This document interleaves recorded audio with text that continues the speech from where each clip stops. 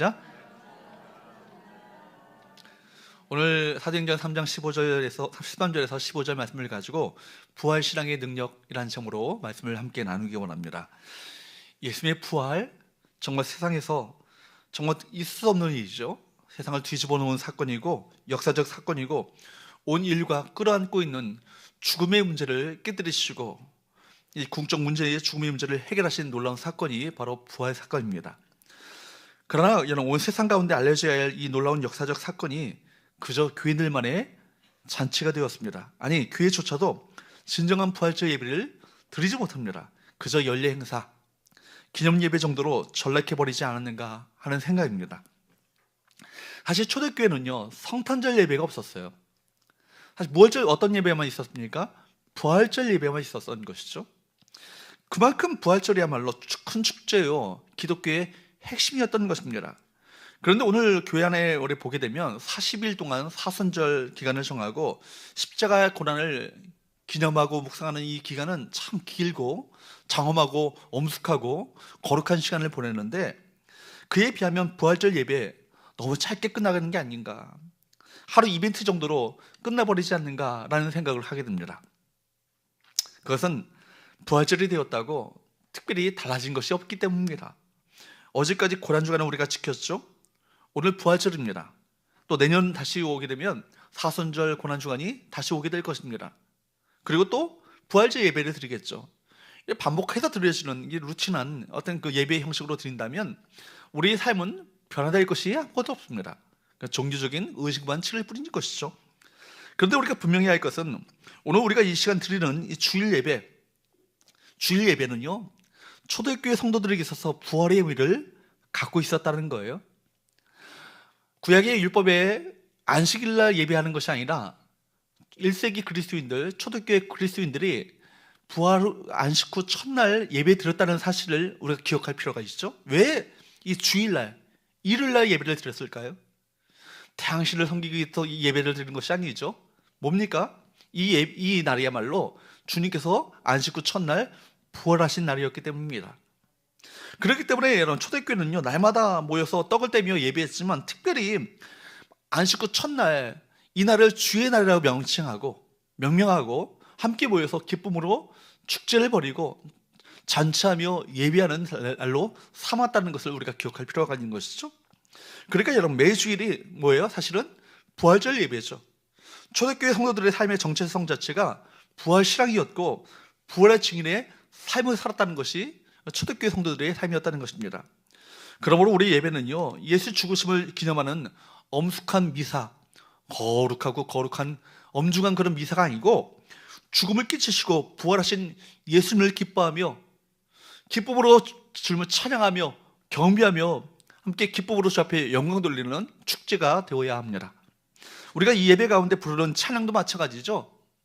찬양에도 두 가지가 있잖아요. 우리 신앙을 위로하는 찬양이 있고 힘을 주는 찬양이 있어요. 그런 거는 개인적으로 여러분 또 뭐 CCM 콘서트 같은 데서 얼마든지 불려줄 수 있지만, 예배 때 부르는 찬양은 우리를 위로하기 위해서 찬양하는 것이 아니라 어떤 찬양이에요? 하나님을 주목하는 찬양이에요. 하나님께 집중하여서 나가는 찬양인 것입니다. 그러므로 내 힘든 상황을 노래하는, 위로하는 노래가 아니고 내 상황과 상관없이, 내 환경과 상관없이, 내가 처해 있는 환경과 처지와 상관없이 주님은 마땅히 찬양과 경배를 받으셔야 마땅한 분이고, 죽음을 깨치신 승리의 기쁨이 넘치는 기쁨의 노래, 부활의 소망이 가득한 그 기쁨의 노래를 사랑과 은혜에 감격하여서 주의 영광을 높이는 그 찬양을 주 앞에 올려드려야 하는 것입니다. 예수의 부활로 말미암아 우리에게 영원한 생명을 주신 그 하나님의 은혜를 찬양하는 시간이 뭐예요? 이 시간 아니겠어요? 근데 우리 찬양이 타락했죠. 왜 그렇습니까? 하나님 중심적인 찬양이 아니라 뭐예요? 나 중심적인 찬양이에요. 나의 고난을 위로하고 나에게 힘을 주고 그런 찬양으로 전락해버리는 찬양을 우리가 얼마나 많이 부르고 있습니까? 그것이 사실 예배에 적합한 찬양이 아니고 여러분 개인적으로 기도하시는 가운데 힘을 얻기 위해서 듣는 찬양이고, CCM 콘서트에서나 불려지는 찬양이 되는 거예요. 이 찬양은 우리가 예배 때 찬양은 어떤 찬양이 합니까? 하나님을 높이는 찬양이 되야 되죠. 물론 시작할 때 우리를 위로하고 우리에게 힘을 주고 우리를 격려하는 그 찬양을 부를 수 있겠지만, 궁극적으로 하나님 앞에 나갈 때, 지성소로 들어갈 때는요, 하나님만을 집중하며 하나님께 몰입하여서 하나님의 영광을 높이고 하나님의 기쁨으로 주 앞에 찬양을 주 앞에 드려야 하는 것입니다. 그래서 우리가 예배 드릴 때마다 우리가 가지고 있는 이 부활신앙, 이 신앙이 어떤 것인가를 다시 한번 확인해 보는 거예요. 그리고 이 부활신앙을 새롭게 할 것입니다. 종교적인 신앙이 아니라 죽음의 권세를 깨치시고 승리하신 예수 그리스도에 대한 그분을 믿는 믿음으로 말미암아 세상을 이기는 그 신앙을 가지고 세상 가운데 나가는 건 아니겠습니까? 그렇기 때문에 여러분, 죽음의 문제를 이기셨는데 세상이 이기지 못할 문제가 어디 있겠어요? 이 신앙을 가지고 세상을 이기고 승리하는 믿음의 삶을 살아가는 거예요. 그리고 이 믿음이야말로 낙심 가운데 절망 가운데 있는 세상의 많은 사람들에게, 그들에게 소망을 심어주는 그 믿음 아니겠습니까? 이 부활신앙을 증거하는 저와 여러분 되시기를 주보로 축복합니다. 그러므로 여러분, 부활신앙은 어떤 능력을 가지고 있는가? 오늘 말씀 가운데 세 가지 영적 교훈을 함께 나누기 원합니다. 첫 번째, 부활신앙은요, 따라할까요? 하나님의 생명 안으로 들어가게 한다. 부활신앙은요, 하나님의 생명 안으로 들어가게 한다는 거예요. 여러분, 죽음의 문제가 우리 인간에게 있어서 가장 큰 문제 아니겠어요? 왜 우리가 건강하지 못한 것이, 병드는 것이 두렵습니까? 결국 병들어 죽을까 봐. 그죠? 나이 들어가는 것이 왜 낙심 가운데 있고, 나이 들어가는 것이 왜 허무합니까? 절망적입니까? 왜 그래요? 죽음으로 점점 다가가고 있으니까. 세상의 모든 문제는요, 결국 궁극적으로 어떤 문제와 연결되어 있습니까? 죽음의 문제와 연결되어 있는 거예요. 더군다나 영혼의 죽음, 육체의 죽음뿐만 아니라 영혼의 죽음이라는 것은 뭘 의미합니까? 하나님과의 관계가 단절된 거예요. 그렇기 때문에 궁극적으로 하나님과의 관계가 단절되었기 때문에 우리 인생 자체는요, 우리 영혼 자체는 죽음의 그림자가 이 세상 가운데 드리워져 있습니다. 이 죽음의 문제는 궁극적으로 아담의 범죄 이후에 우리 인간에게 찾아온 숙명과도 같습니다. 우리 인간에게 찾아온 숙명과 같은 것입니다. 우리가 아담의 후예이기 때문에 이 죽음의 문제에서 예외가 될 수 있는 사람은 아무도 없는 것이죠. 아담은 나와 상관없는 먼 태고적 사람인 것처럼 보이지만, 아담의 증언자로 말미암아 결국 그 죽음의 문제가 나에게 찾아오게 됐다는 것은 결국 나도 아담과 깊은 연관을 가지고 있는 것이죠. 여러분, 죽음의 문제는요, 철학적이거나 형이상학적인 문제만이 아닙니다. 죽음의 문제는 매우 우리가 현실적이고 실제적으로 맞이하는 문제 아니겠습니까? 죽음이 매일 우리가 마주치는 현실이라면, 부활의 문제 역시 오늘 우리의 삶의 문제인 것입니다.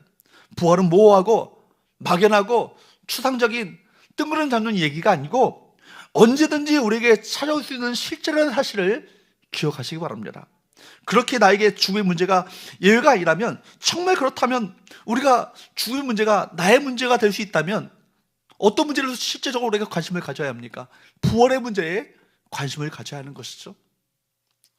여러분, 그래서 1년에 한 번 부활절을 기념하는 정도가 아니라 우리가 매 순간 무엇을 기억하며 살아가야 합니까?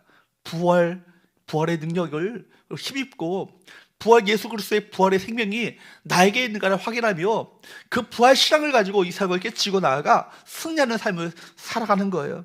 그래서 매 순간 우리가 부활을 붙잡지 않으면요, 죽음의 권세가 우리를 끊임없이 공격합니다. 우리에게 낙심케 하고 절망케 하고 좌절케 하고 시래에 빠지게 만들고 주저앉게 만드는 그 문제가 무엇입니까? 죽음의 권세를 우리 공격하고 있다는 증거 아니겠어요? 매일 우리가 매 순간 부활에 붙잡지 않는다면 이 죽음의 권세 아래에 눌려 살다가 그렇게 끝나고 말 것입니다. 매일 죽음의 문제, 성경적인 표현에 의하면 죽음의 권세가 우리를 공격하기 때문에 그런 현상이 벌어지게 되는 거예요. 우리는 본래 어떤 자였습니까? 그런데 여러분, 우리가 어떻게 변화되었습니까? 에베소서 2장 1절 말씀을 볼까요? 에베소서 2장 1절 2절 말씀을 보도록 합니다.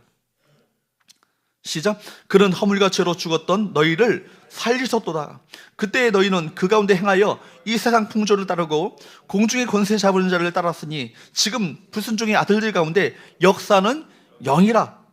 여러분, 이 세상 풍조를 따르고 공중의 권세 잡은 자 누굽니까? 사탄 마귀죠. 죽음의 권세 아니겠어요?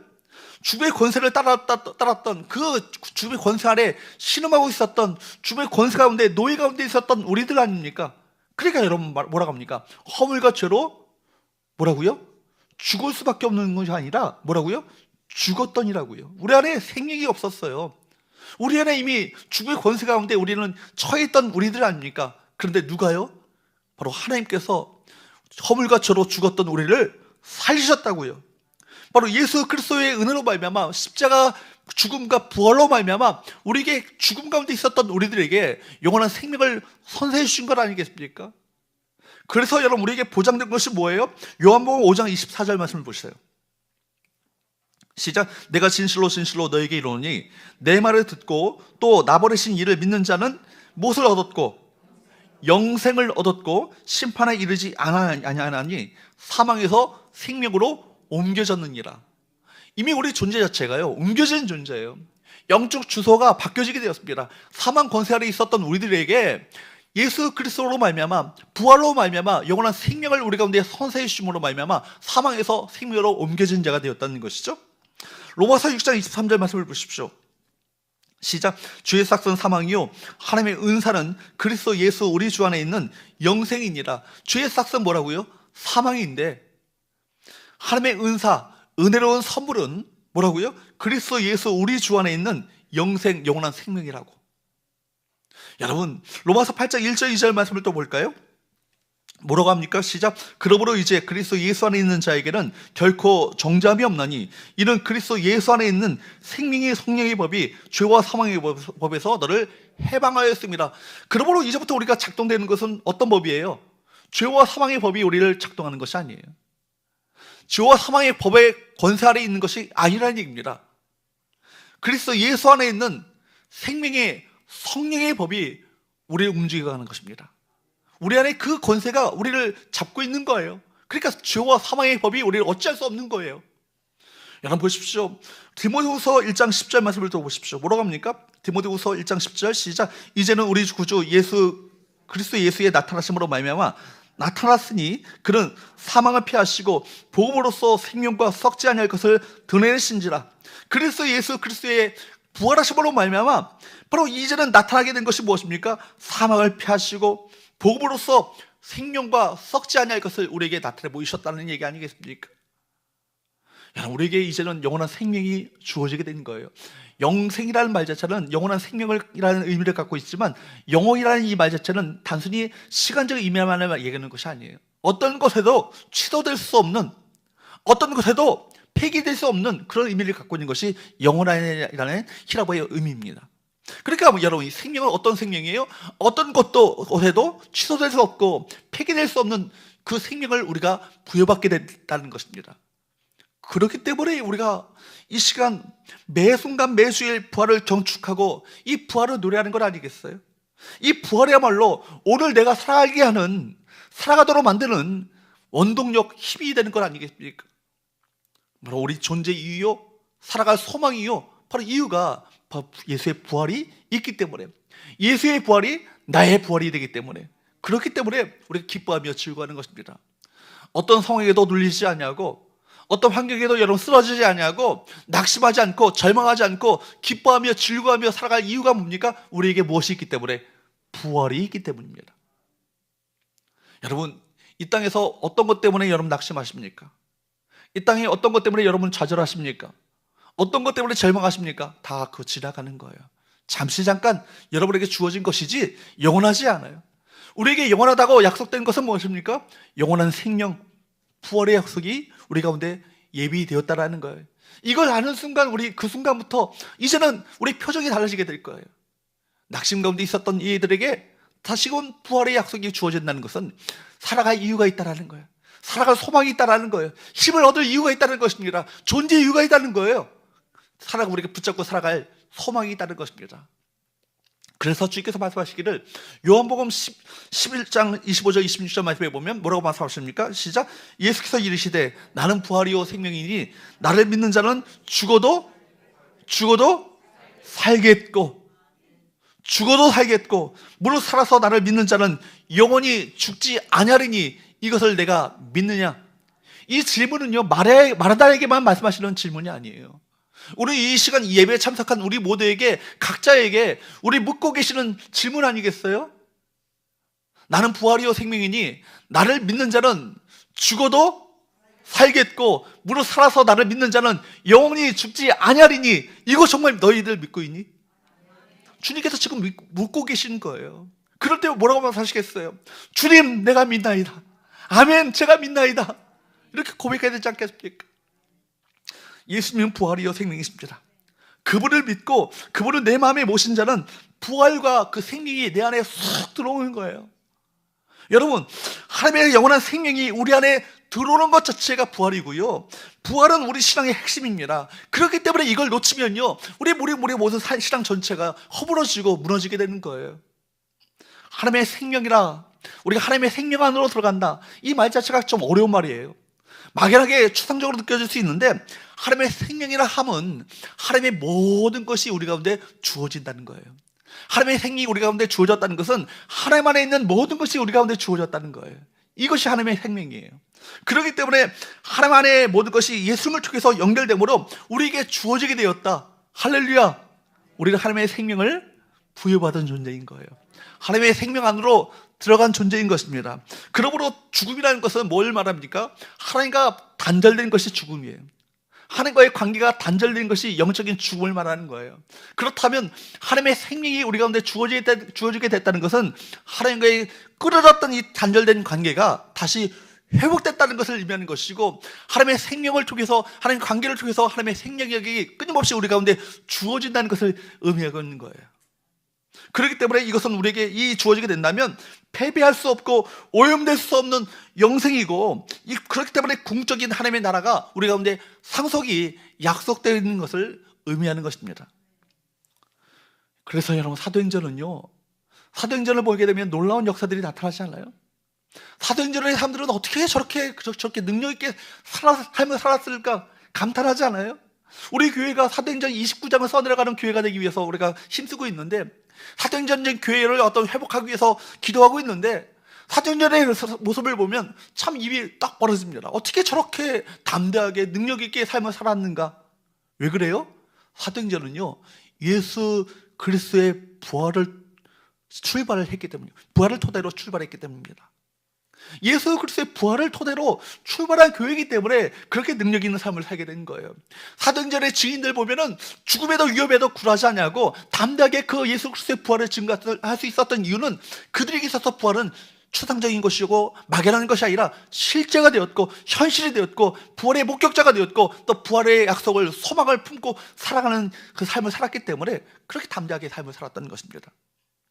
부활이 초대교회를 세운 핵심 주제입니다.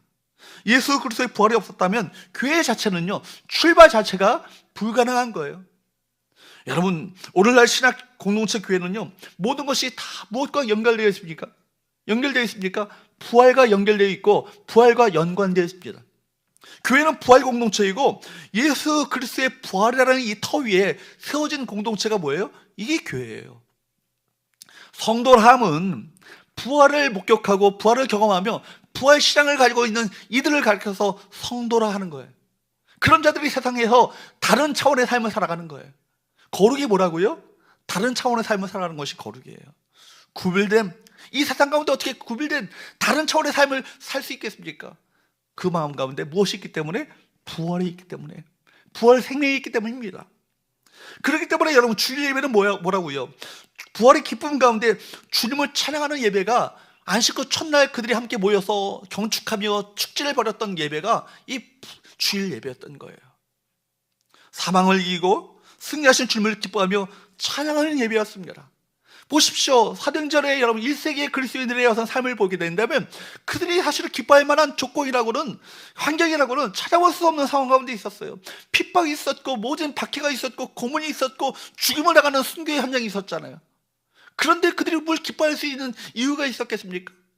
낙심하려면 한도 끝 없이 낙심할 수 있는, 절망한다면 한잔없이 절망할 수 있는 그 상황 가운데 있었던 이들이 그들 아니에요? 그러나 그들은 기뻐했다는 거예요. 그들은 즐거워했다는 거예요. 그들에게 향해서 사도 바울이 말하기를 항상 기뻐하라, 쉬지 말고 기도하라, 범사에 감사하라, 이런 그리스도 예수 안에 있는 너희를 향하신 하나님의 뜻이니라고 말씀하셨다는 것이죠. 여러분, 우리가 항상 기뻐할 이유가 있는 거예요. 범사에 범사이라는 얘기는, 항상과 범사이라는 것은 좋을 때만이 아니라 좋지 못한, 낙심할 수 있는, 절망할 수 있는 그런 상황 가운데 있는데도 불구하고 기뻐하라고 병하고 있고 감사라고 병하는 이유가 뭐예요? 우리에게는 무엇이 있기 때문에? 부활이 있기 때문입니다.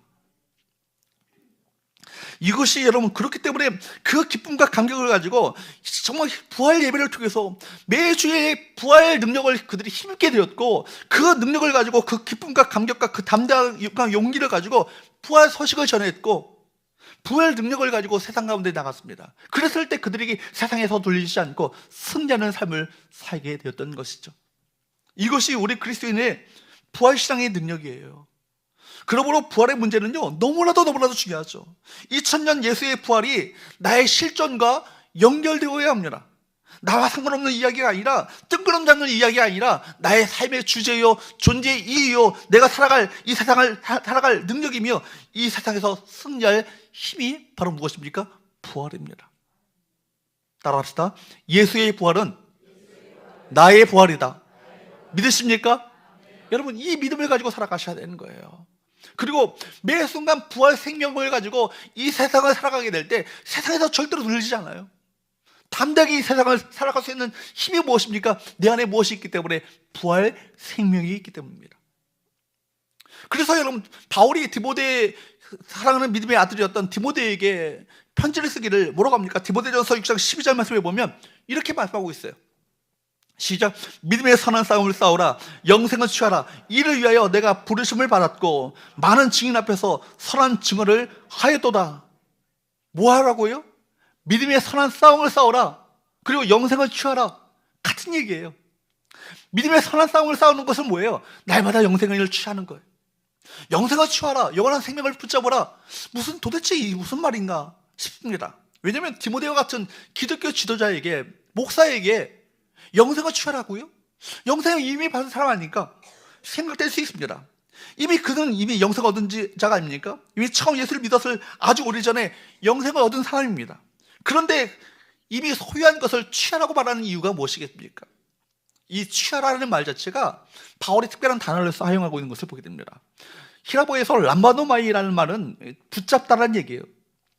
붙잡다라는 말을 쓰는데, 그러니까 람바도바이라는 말을 쓸 수 있겠지만 여기서 바울이 얘기하는 것은 에피라는 말을 쓰고 있어요.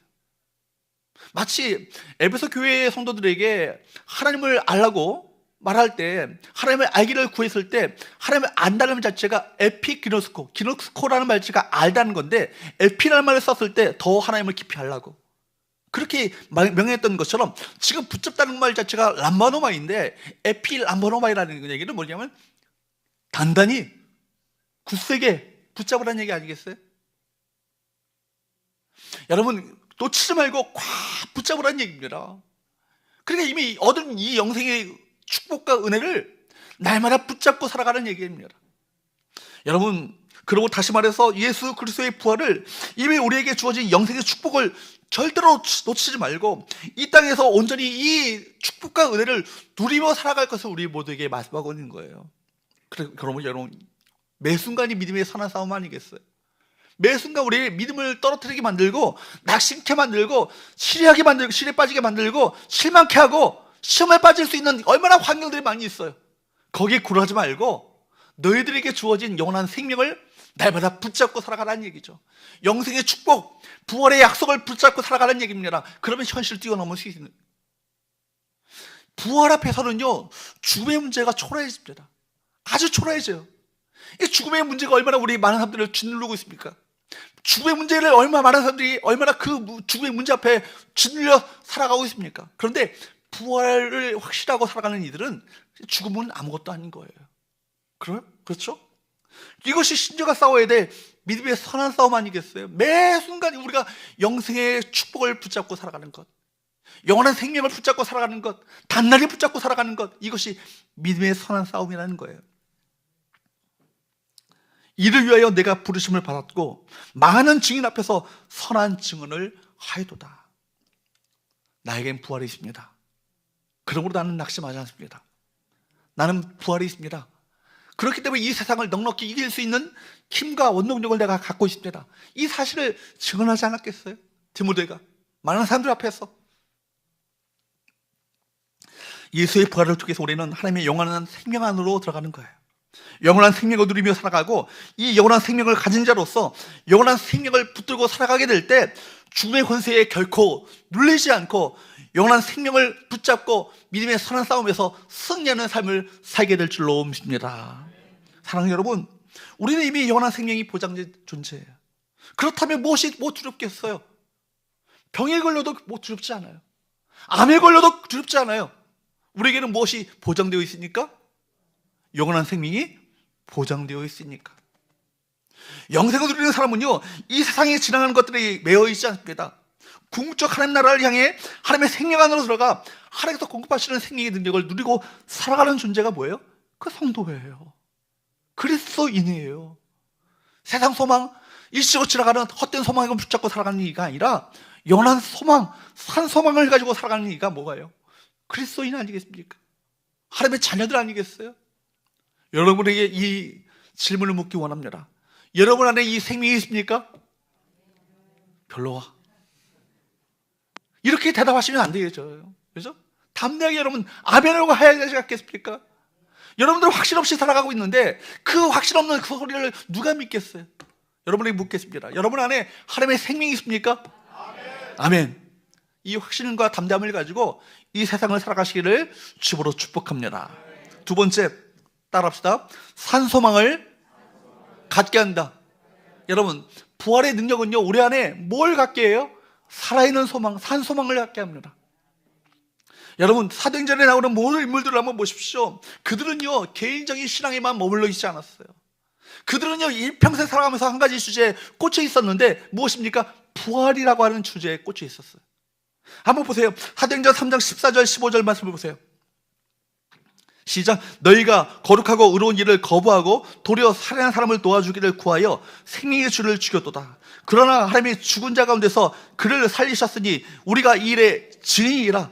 우리가 이 일의 증인이라. 이 일이 어떤 일이에요? 너희가 생명의 주를 죽였도다. 그러나 하나님이 죽은 자 가운데서 그를 어떻게 하셨다고요? 살리셨다. 우리가 이 일의 증인이다. 예수의 부활을 증언하고 있는 거 아니겠어요? 예수의 부활 사건인 것입니다. 사도행전의 말씀에 보면요, 너무나도 분명하게 확실히 찬 소리를 가지고 그분이 살아나셨다 증언하고 있다는 거예요. 뿐만 아니라 예수 그리스도의 부활 사건은 예수님에게만 해당되는 것이 아니라 누구에게도요? 저와 여러분에게도 해당되는 사건이라는 거예요. 그렇기 때문에 우리 감격이 넘치는 건 아니겠어요? 얼마나 감사합니까? 얼마나 기쁩니까? 여러분, 그렇기 때문에 우리가 담대함을 가지고 이 세상에 이 부활 사건을 증언해야 되는 거예요. TV를 보게 되면 TV 홈쇼핑, 쇼스틸이 나와가지고요, 물건을 팔아요. 여러분, 이거요, 진짜 이번에 기회예요. 이거 사셔야 돼요. 이거 이제 앞으로 이 기회가 없을 거예요. 이거 안 사시면 후회가 될 거예요. 이 조건에, 이 가격에, 이 품질에 이거 있을 수 없는 일이거든요. 꼭 사셔야 돼요. 그러면요, 이거 눌러야 되나 보다. 확실히 있게 그렇게 증언하면요, 가짜를 진짜같이 얘기하니까 막 빨려 들어가요. 안 누르면 불안하거든요. 세상에 가짜를요, 진짜같이 증언하는 이 시대 가운데 여러분, 진짜를 갖고 계시는데 가짜처럼 얘기하시면 되겠어요? 부활이 때 나도 잘 모르겠는데 한번 믿어봐. 이래서는 힘이 나타나지 않는 것이죠. 능력이 나타나지 않는 거 아니겠어요? 지금 이 순간이에요. 이 순간이 기회예요. 정말 이 기회로 다시 없을 거예요. 정말 확신을 가지고 이거 꼭 사셔야 돼요. 사면 후회 안 할 거예요. 제가 보장해요. 쇼스트랙 그런 말에도 여러분 쑥쑥 넘어가시는데, 정작 진짜를 가지고 있는 우리는요, 진짜를 가지고 가짜같이 팝니다. 확신 없이 애매모호한 소리를 가지고 말한다면 누가 그걸 믿겠어요? 우리가 정말 부활 예수가 우리 민족의 소망이요, 열방의 소망이라는 확신이 있다면 절대로 그럴 수 없는 것이죠. 예수 그리스도의 부활은요, 한시적인 생명 연장 정도가 아니잖아요. 그죠? 우리가 치험을 받아요. 치험을 받지만 그분 또 다시 몇 년 후에 다시 병 걸려서 결국 뭐예요? 죽어요. 그러니까 이 땅에서 치료를 받는 게 영원한 치유가 아니에요. 진정한 치유는 뭐예요? 영혼의 치유예요. 그래서 영원한 생명이 우리 가운데 부여받는 거예요. 그렇기 때문에 죽어도 어떻게 된다고요? 살겠고가 나오는 거예요. 여러분, 인류 최대의 문제, 인간의 궁극적 문제를 해결하는 사건이 뭐라고요? 부활 사건 아니겠어요? 그렇기 때문에 우리에게는요, 소망이 있는 거예요. 여러분, 우리가 주일마다 베드로 전서를 살펴보고 있잖아요. 베드로 사도는요, 베드로 전서를 시작하면서 놀라운 단어 하나를 사용하고 있습니다. 어떻게 하면 고난 속에 지금 베드로전서 수신자들이 어떤 자들이에요? 로마시의 네로 황제의 방화 사건으로 말미암아 박해가 시작됨으로 말미암아 갑바도기아, 갈라디아, 비두니아, 아시, 소아시아에 다 흩어져 토굴 속에서 살아가고 있는 그리스도인들에게 편지했던 그 편지가 뭐예요? 베드로전서 아니에요? 얼마든지 낙심할 수 있는 상황이잖아요. 모든 것을 다 빼앗기고 버림당하고 그렇게 해서 핍박 가운데 흩어진 자들에게 무슨 소망이 있겠어요? 그런데 그들에게 말하는 거예요. 어떻게 하면 고난 속에서도 절망하지 않고 포기하지 않고 살아갈 수 있는가? 소망의 이유를 묻는 자들에게 너희가 갖고 있는 소망이 무엇인가를 어떻게 대답할 수 있겠는가? 이것이 베드로전서의 주제예요. 뭐라고 해요? 베드로전서 1장 3절 말씀 보세요. 시작. 우리 주 예수 그리스도의 아버지 하나님을 찬송하리로다. 그의 많으신 긍휼대로 예수 그리스도를 죽은 자 가운데서 부활하게 하심으로 말미암아 우리를 거듭나게 하사 산 소망을 있게 하시며. 이 산 소망이 우리에게 어떻게 주어지게 됐다고요? 예수 그리스도를 죽은 자 가운데서 부활하게 하심으로 말미암아 우리를 거듭나게 하셔서 살아있는 소망을 갖게 하셨다. 할렐루야! 할렐루야! 그러니까 여러분, 이 예수의 부활 사건은요, 뜬구름 잡는 얘기가 아니에요. 우리가 이 땅을 살아갈 존재 이유요, 존재 목적이며 살아갈 이유, 원동력, 동인이 뭐예요? 바로 부활이라는 거예요. 그러니까 여러분, 산소망이라는 말을 썼어요, 바울이. 리빙 호프. 리빙 호프가 있다면 죽은 소망이 있지 않겠어요? 죽은 소망과 산 소망이 있습니다. 그런데 여러분, 어떤 소망이 진짜 소망이고 어떤 소망이 죽은 소망이겠어요? 이 세상에 여러분들이 걸고 있는 소망은요, 다 죽은 소망이에요. 여러분 목표로 하고 있는 이 세상에서 목표로 하고 있는 것은 다 죽은 소망이에요. 이렇게 장담할 수 있습니다. 여러분 평생 여러분 꿈꾸고 여러분 그것을 위해서 살아가고 있고, 내가 평생 아파트 40평, 이거 죽은 소망이에요. 그걸 위해서 한평생 살아가신 분이 계셔요. 옛날에 그 부목사님 같이 사역했던 부목사님 한 분은 아파트를 그렇게 살고 싶어가지고요, 아파트가 시커매서 좋으니까 한번 살아봤으면 좋겠다, 그렇게 하시는 분도 계셨어요. 여러분, 그 다 지나가는 소망이고요, 썩어진 소망이고요. 궁극적으로 여러분에게 주어지는 것은 무엇이겠어요? 죽고 이 세상을 떠날 때 흑침대 한 평 남짓한 흑침대에 주어질 거예요. 아니, 요즘에는 화장가 하니까 그마저도 없을 거예요. 이 세상에 있거든요, 다 우리에게 다 놓고 가는 거고요, 지나가는 거예요. 썩어질 것이고요, 일시적인 것이에요. 반면에 영원한 소망이 뭐예요? 예수 그리스도의 부활을 통해서 주어지는 것, 그것만이 산 소망이에요. 하나님 나라 소망만이 살아있는 소망인 거예요. 그렇기 때문에 그리스도인에게 있어서 소망은 어떤 것입니까? 죽음 이후에 펼쳐질 영광스러운 완성 아니겠어요? 세상의 소망, 죽은 소망이에요. 소망할 것이 없어요. 그냥 잘 될 거야, 그렇게 믿고 싶을 뿐이죠. 실체 없는 긍정일 뿐인 것입니다. 세상의 긍정 심리학을 말한다 한들, 여러분 긍정적인 심리적인 생각을 가지고 뭔가 할 수 있다고 얘기한들, 그거 사실은 실체 없는 긍정인 거예요. 소망처럼 보이지만 다 가짜예요. 요즘 애들 말로, 복된 말로 뭐예요? 짜가예요. 짜가라고요. 따라합시다. 세상의 것은 다 짜가다. 다 짜가다. 그거 고린도후서 5장에서 1절부터 시작하는 것이 그거 아니에요? 우리에게 육체의 장막집이 무너지면 하늘에 있는 영원한 집이 있는 우리에게 있는 줄 아느니라. 바울이 그렇게 시작하고 있잖아요. 보이는 것은 잠깐이요, 보이지 않는 것은 영원하다. 사도행전 고린도후서 5장 4장에서 말하고 있는 것이 그거 아니에요? 보이는 것이 영원한 것처럼 보이고, 그렇게 살다가 결국 후회할 날이 있다는 얘기예요. 보이는 것은 잠깐이요, 보이지 않는 것은 영원하다. 이 믿음을 가지고 살아가시기를 축복합니다. 그렇기 때문에 여러분, 믿음이란 뭐예요? 산 소망과 죽은 소망이 무엇인지를 끊임없이 분별하며 살아가는 것이 믿음의 눈 아니에요?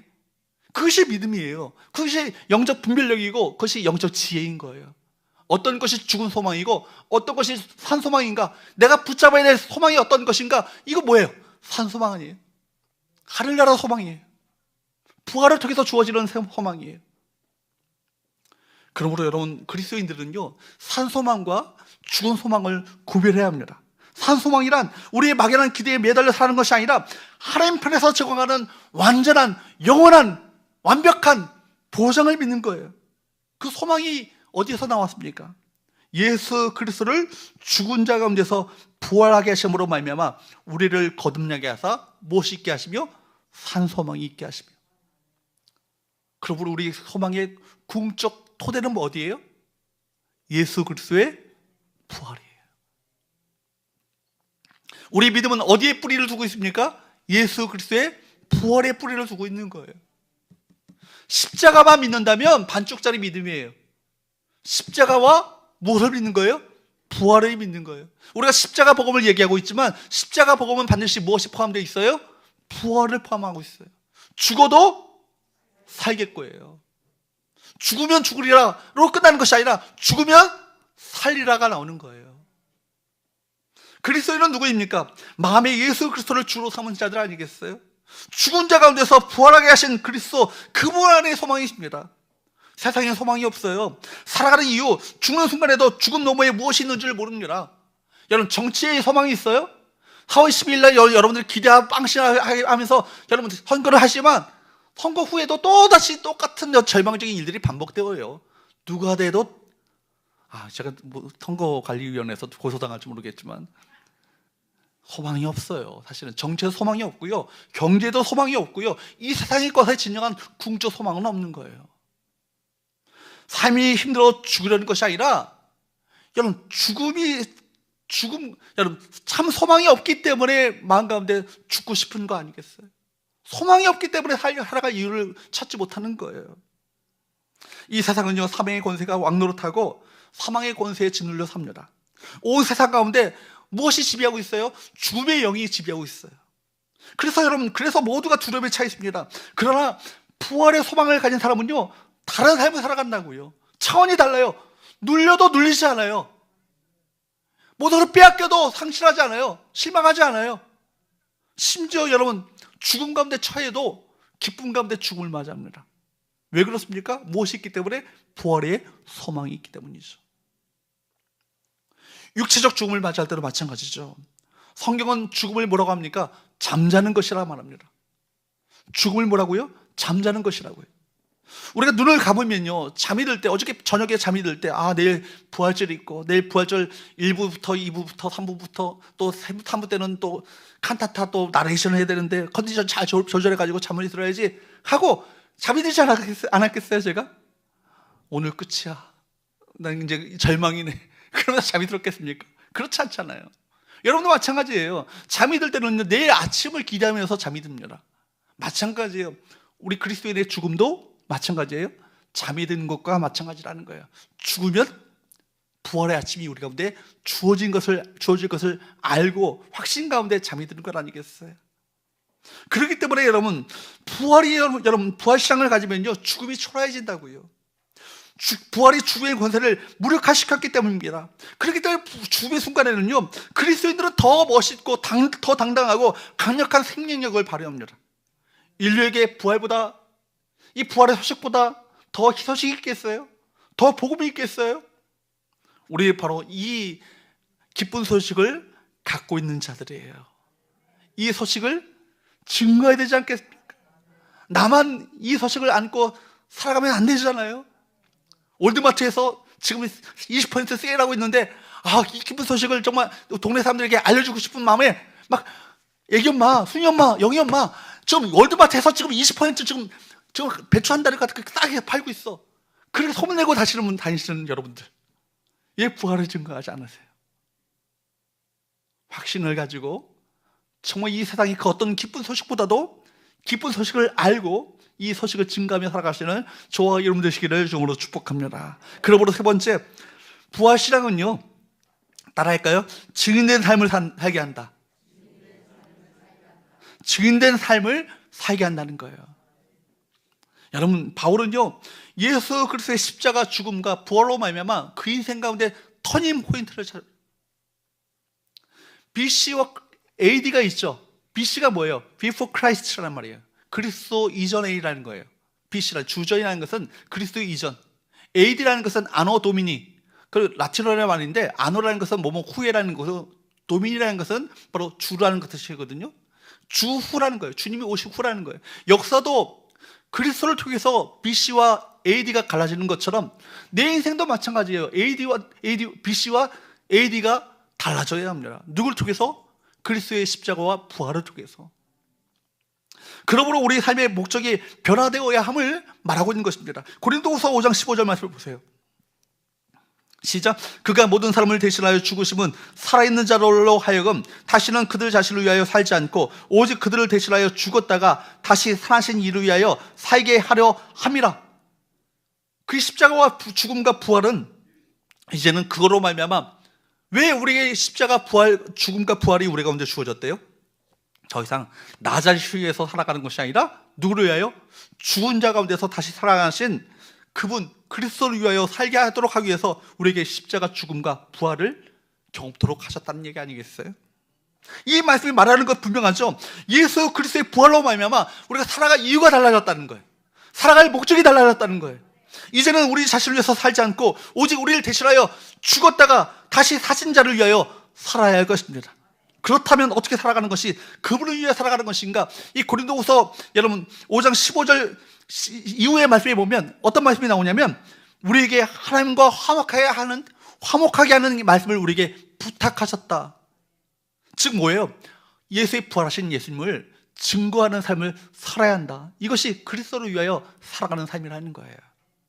우리가 얻은 이 부활 생명을요, 나만 가져가고 살아간다면 그 사람처럼 하나님께로부터 책망받을 사람이 없는 거예요.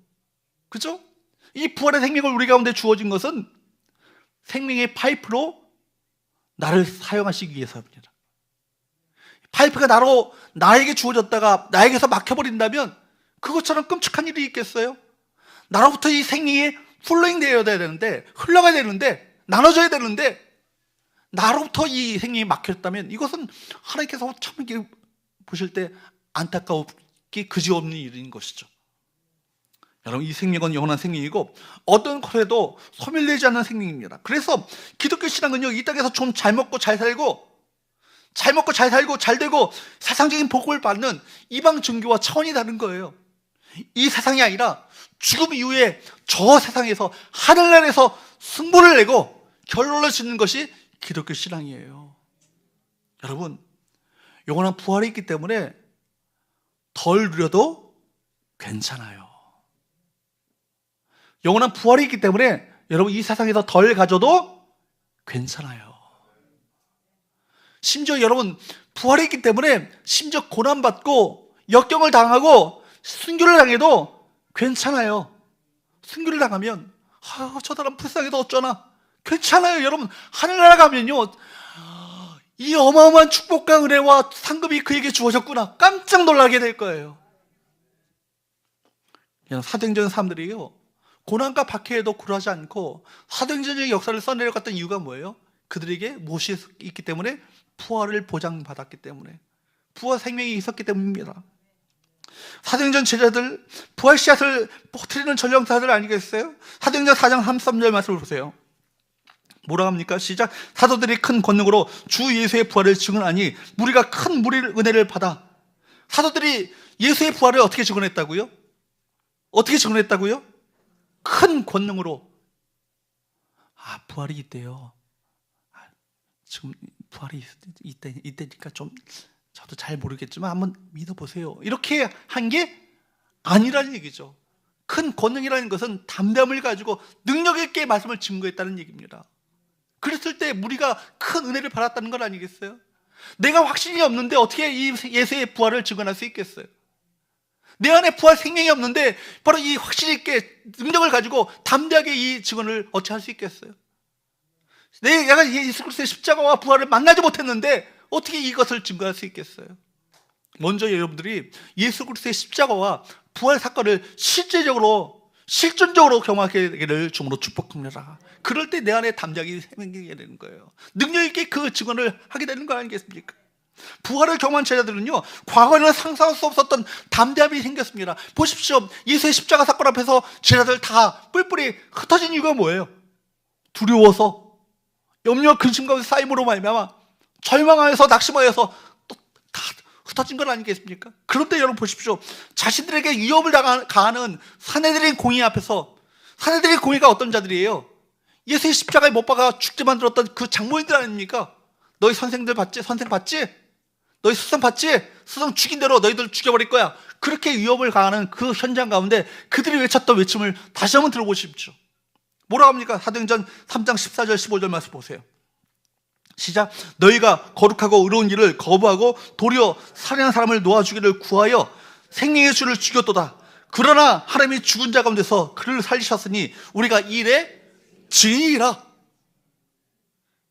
우리 예수님 죽은 자 가운데 너희들이 내어졌지만 하나님이 그 예수님을 살리셨다.